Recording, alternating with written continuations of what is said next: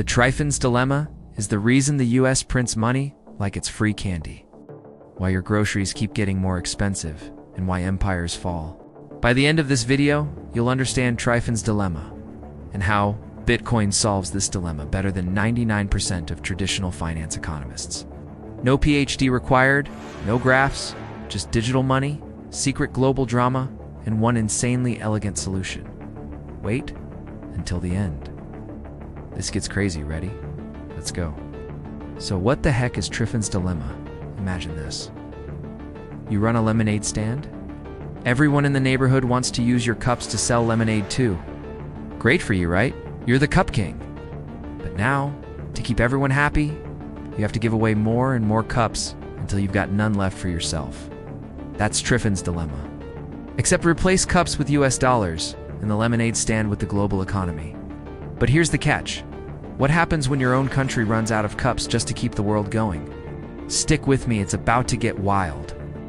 Okay, real quick history check.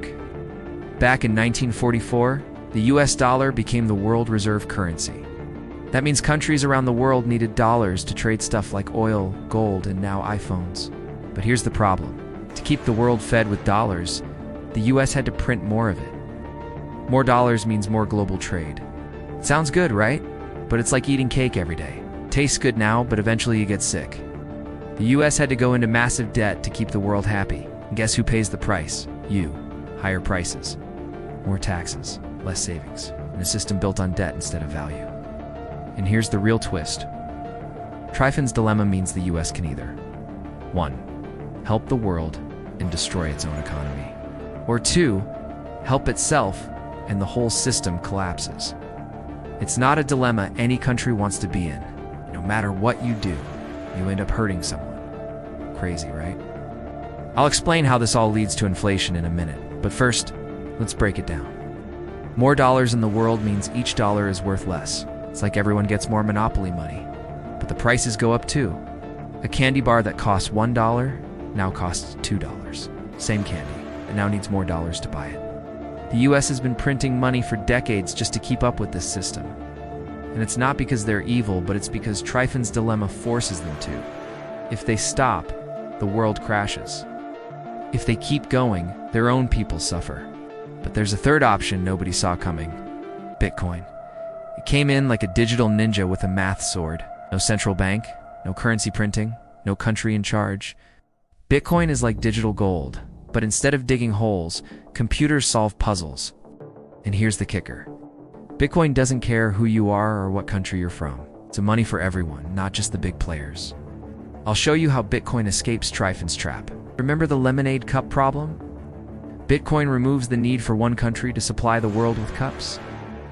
Instead of one factory making unlimited cups, Bitcoin says there's only 21 million, and that's it forever. That changes everything because now no single country needs to destroy its own economy to feed the world. Because Bitcoin isn't tied to any country. Bitcoin is digital, global, scarce, transparent. No more cheating. No more endless printing. No more hidden inflation tax. Just sound money. For everyone. But here's what really blows minds. Think about it. You've got digital music, digital maps, digital friends. Why are we still using government paper money? Bitcoin is internet native money. It doesn't care about borders, doesn't inflate, and it doesn't bend to political pressure. It's money designed for a global world. And that's exactly what Triffin's dilemma needs. So what happens when Bitcoin wins? Imagine a world where no one country has to go into debt just to keep the financial system alive, where money doesn't get weaker every year, where you don't have to trust, you can just verify.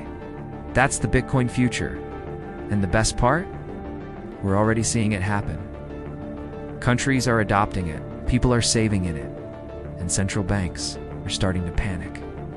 Real quick, if this is helping you see things clearer, hit subscribe. This is a new channel, and it tells my human partner to keep making these videos to spread Bitcoin adoption.